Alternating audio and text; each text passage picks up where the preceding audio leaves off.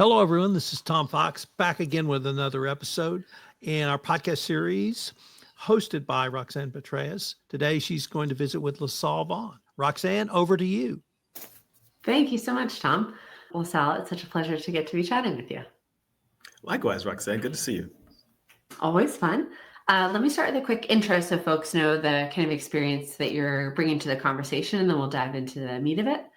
So I've gotten to know you over several years now, which is wild. I think we first met up in California 4 years ago or something. You've been a compliance leader at a variety of companies there. I also enjoyed getting to know you because you're a fellow veteran. You served in the Navy. I served in the Army. And so I think we both kind of bring some of the leadership lessons and cultural ethos from our time there, which we could get into. And then you also serve on the boards of companies providing compliance, audit, risk kind of advice, which I think is another really cool lens that I'll make sure to touch on. Is there any thing that I missed here that you want to share about your compliance experience? You summed it up wonderfully, Roxanne. I will say that I love being able to help the companies scale their compliance, risk, and ethics, not only at the company level, but at the board level, because it protects the customer, the company, and keeps the company alive. I love that. Maybe we actually start with scaling compliance companies. I know that Ethena, for example, works with both incredibly large public, Fortune 500 companies, but also we're often the first compliance platform or tech that a company might bring on. And I think it's a really different role to be a compliance leader at a smaller company that is sort of establishing their program versus at a very large organization where you're kind of more in maintenance mode. And I know you've written an article, 7 Steps to Rapidly Scaling a Compliance Program. So if you were talking to a compliance leader who's kind of in a company that's earlier in their compliance journey, what advice do you give to them? 3 things. One, as I mentioned, I think I've worked with Ethena 3, maybe 4 times and brought them on board. But typically, if I were to give the advice, I would say, 1, it's not a tool just for the compliance team. It's a tool to transform the culture of the company. Start at the top. Make sure you have buy-in from the leadership team, the CEO, the CFO, and the CEO and the COO, and all their direct reports, and understanding why are we doing this. We want to bring training to the entire company, not just compliance, but there's also HR training and there's security training, not just domain compliance training. And then that's step number 1. Number 2 is also making sure your CFO understands the costs and as you roll it out. And then you're going to have stakeholders across the company who will utilize it. Definitely bring in your HR team, bring in your engineer people, bring in your product people, and bring in the major people who will interface with that and make them stakeholders in the decision-making process. So it's not just a LaSalle or compliance decision or a compliance officer decision, it's an entire company decision. And then once you decide what your criteria are and what you need, bring a demo. We did that with Ethena. We bring in several others, and Ethena has won what I call the Olympic race. Every time where everyone gets a lane, but Ethena usually wins because of the usability, the likability, and how your customer service process works. Look for strong customer service. But the 4th part I would say, and the final part, is making sure that you have good support as you roll out and do a QA launch, a QAT launch. And so what that does is it allows to work out all the bugs, because you get one shot when you roll out a program. And so fix all the bugs in your UAT. I think I called it QAT, it's UAT. Fix all the bugs. And then when you launch, work with your comms team to make it an exciting, fun experience. And one of the last things is Ethena gives you amazing metrics to be able to share back to the stakeholders, share back to the C-suite, share up to the board and the audit committee. So everyone sees this was a company-wide program and not just a compliance. So I'll stop there. So many good places to jump off from that answer. One thought I have is I love your point on making sure you get C-suite buy-in. I think it ties to this idea of tone at the top and wanting to make sure. I talk to a lot of compliance leaders, so I'm curious your experience where they say that they really want the leadership to really understand why they're doing something and not just have compliance viewed as, hey, we have to do this, but it's a waste of everyone's time. Let's get through it as quickly as possible. That it's so important instead for leadership to message, hey, this is a key part of our company values, our commitment to maybe our customers, our commitment to regulators, our reputation, like whatever message really resonates best with the company, to have leadership emphasize that versus launch compliance as this kind of like distraction, for lack of a better term. How have you found it to be most successful to get that senior leader buy-in and really like emphasize that tone at the top? Usually I to work at certain people who have to deliver training. And so usually it's the head of HR.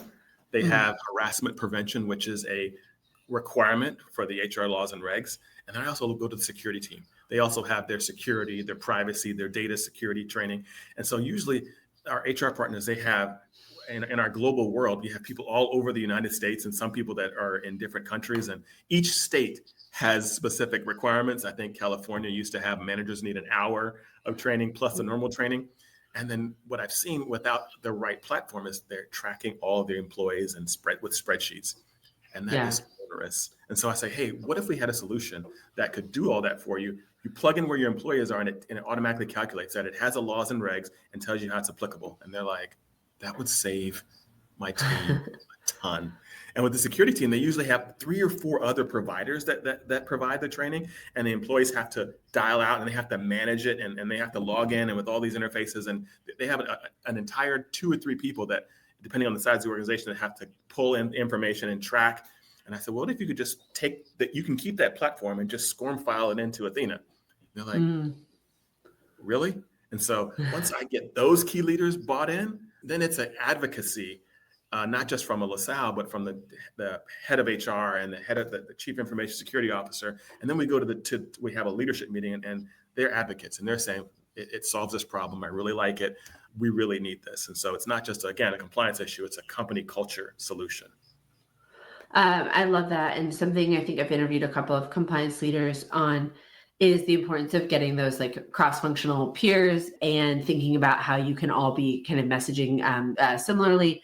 And then even just like divide and conquer and, not duplicating efforts. And that's something I've been really proud of, that the Ethena team can serve HR, to your point, because we've got a HR case management tool, we've got harassment prevention, but then we can go over and serve cyber because we have a phishing simulator and cybersecurity. And I think you're so right as well to point out, and would love to hear your experience of how you've thought about the employee's experience. I think sometimes that can be an afterthought of like, oh yeah, they have to log into 7 different systems. They're getting pinged multiple times a year for different trainings. They don't exactly know if they've done it or not. These systems kind of look like they're from the late 90s. Like, how have you thought about, especially at such incredible companies that have really sophisticated employees, how do you think about designing for the employee experience? That's a great question. Most companies have well over 100 third parties that they integrate with. And so depending on what your core competency is, you could be security, you could be an engineer, you're going to stay in Figma, you're going to stay in the platforms that you work in, ADP or for HR or Bamboo for HR. Most companies have a centralized chat feature. Some use Slack. So I always say, go where most employees work, and then integrate with that. And so what I learned to do is if it's a chat function, like a Slack, how do we get it so that the employees will get a notification, tell them where to go, and remind them? And so you can also send an email. Some companies and some teams, like your legal and your risk teams, they like the email because it's a formal record. So we often do both. I think Ethena does both. But go where they are, do the integration so they can just click and automatically use the Okta sign in. So it's super easy. 2 clicks and they're in. If there's a barrier to entry, it's if I have to do extra work and steps. And so the employees seem to like simple, easy, and meeting them where they are. I think that's such a great point. I would sometimes tell folks, like, candidly, employees probably already don't want to do their compliance training. They've just sort of been, at this point, maybe had some bad experiences. It's just long, they're very busy, bunch of reasons. And if you put any barrier between an employee and something they already don't want to do, it's sort of like, if you're already trying to motivate yourself to go to the gym, but then you don't put your sneakers out, like, it's just like making it even less likely that you'll be successful. So I think that's a great point. Absolutely. Switching gears, I feel like you have a really cool experience of being both a compliance leader, but then also sitting on company boards. And I know I talked to a lot of compliance leaders who are thinking about how could I eventually get on board service, and like, what could I learn from that role? Because obviously compliance is unique in that they often have this direct relationship with the board, but being able to sort of see both sides of the relationship is really powerful. So maybe first question is, how did you navigate your path to board service, and how do you advise other compliance leaders who are interested in following a similar path? Wonderful question. I'll break it into three parts. One, I didn't choose compliance; it chose me.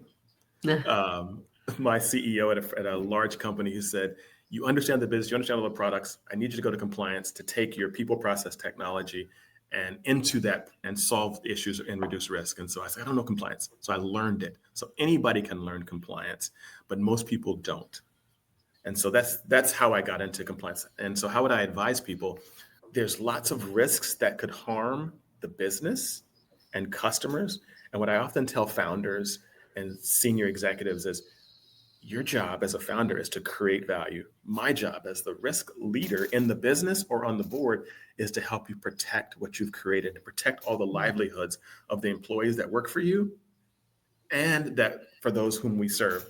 And so how did I get my first board position? I saw this statistic somewhere that 87% of board relationships and positions come from relationships. Okay, yeah, that's very Yeah. powerful. Yes. And so, yes, all of the headhunters that they fill about 13%, but it's typically through people. And my first board position, I did a keynote somewhere, a CEO saw me, and then I did another keynote. I did a keynote on building a culture of compliance, and he asked me to come speak at his conference. And we were talking about a huge social issue one day, and he was really upset about it. And he was like, "I need you to come serve on my board." And I said, I would be delighted. And been on his board for several years, negotiated, looked at the technology issues. I just delivered and went through all the top risks of AI, cyber, privacy, saying, hey, with the CTO, saying, hey, if we don't have these, use this as a checklist to build to where we need to be, looking through SOC 1, SOC 2. And so in the business, I am the executor. I roll up my sleeves, but on the board, it's an oversight position where I ask good questions of the product teams, of the chief technology officer and chief information security to make sure that they have what they need. So did I answer the question, Roxanne? You did. And I love the nuance you bring of the network being such an important part of board service. And I think that can sometimes be overlooked. Have you found successful ways to kind of, if someone is trying to build their network, like I know, for example, that you do a lot of speaking and writing, like what have you found to be a useful way to grow your network so that it, sets you up for that next opportunity? That's a great question. One of my mentors once told me, do what you love in the organizations that you do, and it will be naturally attracted to you. And so how did I get the keynote that got the relationship with the CEO? Is I did a culture of compliance at my company. This company had 30,000 people. It served the military, and I did it across the entire footprint. And he heard about it because he was a vendor trying to get in. He goes, I need you to come speak. And so I was just doing what I did really well. And my wife, I really want to thank Nicole, because she's like, you need to start writing some of these things down that you do. And I was like, so I listened to her, and the 7 steps to rapidly scale a compliance capability. She said, write that down. I had the 5 traits of hiring talented fintech employees. I wrote that down. And so it's just me doing what I do, and then writing it down, and then speaking opportunities and relationships come, and just being excellent at what you do, and then continue to have good relationships. I love that. We're doing a roundtable. Athena's hosting a roundtable next week for compliance leaders, specifically focused on, career development. And one of the points that we're going to talk about is exactly this, because I think sometimes in compliance, there's a bit of a fear about putting thoughts out publicly because, you're a risk-minded profession. So there's, kind of running it through a lens of, oh, if I post this on LinkedIn 5 years later, might this somehow cause a problem, which I completely understand. But I think that it's really powerful to build a bit of a profession almost as putting your thoughts out there, because it's just like so surprising how something you write 2 years ago can lead to a connection that's like very powerful. So I love that. And I want to add one other thing, which I think is what naturally drew me to Ethena, that I learned is anyone can do compliance. Compliance is boring. It's laws and regs. But one thing that Ethena does that I think connects us is I like to do things differently and creatively. And that's what gets a lot of the leaders' attention, and that's what gets the employees' attention. And Ethena has its creative ways of interesting ways of teaching compliance laws and making something that's 90 minutes, getting it done in 30. That's a creative way of getting the spirit and the letter of the law done. And so the creativity is what will distinguish you. And that's what, if I were, I would share that with other compliance professionals. Ethena has a hallmark on creativity, on how it delivers excellence in its customer service and in its content design. But compliance officers who are creative will get noticed because you add value in a different way. That's very kind of you. And yes, I agree that I think, sometimes just we used to say that I think compliance training can inadvertently take an employee's attention for granted. Hey, you have to be here. And so I'm not going to really put a lot of thought into what I tell you because you literally have to sit here. And we have tried to approach it more from what if we tried to earn the employee's attention and trust through making really great content, through telling great stories, through making this interesting. And I think it just, it can be so powerful because it makes something that is training, which people tend to not like to do, into learning, which like most people like to learn. Thanks for calling that out. Let's see. So you mentioned a couple of times customer success and like really having a partner. I was doing a speaking spot with one of our wonderful customers, Daryl of Clevio, and he made this point, and I'm curious if you see this as well, that like, hey, compliance might not always have the biggest budget. And if you go out on a limb and, bring on a new vendor and the support just isn't there and it feels like the launch wasn't successful and you're getting all these pings from employees or leadership saying like, why am I getting these notifications? Hey, this process isn't clear. Hey, the login is bad. Like that can just be like really tough as a compliance leader. How have you looked for, and he has told a couple stories of just being like really let down by some vendors, not Ethena to clarify, but that, it's just like really tough and put him in a lurch, which like I totally can see why that would be the case. How have you, one, found our support to be, and two, how do you vet that? Because I think, as someone like Daryl's shoes, on the outside in, everyone comes and dazzles in the sales process, but that's the honeymoon phase. And then when you get to reality, it might be different. So like, how do you really kick the tires on that?